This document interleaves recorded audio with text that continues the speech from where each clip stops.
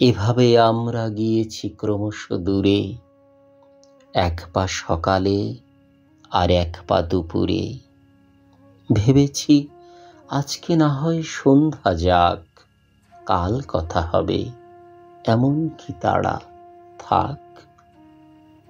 এভাবে হয়তো হয়েছে পরশু পার, শেষে সপ্তাহে খবর মেলেনি আর।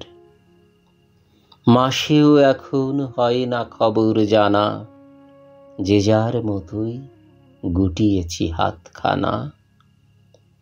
এভাবেই বাড়ে আমাদের ব্যবধান, বছরের কারো জানি না তো সন্ধান। এভাবে আমরা ক্রমশই দূরে যাই, কত দিন হয় আমাদের দেখা নাই।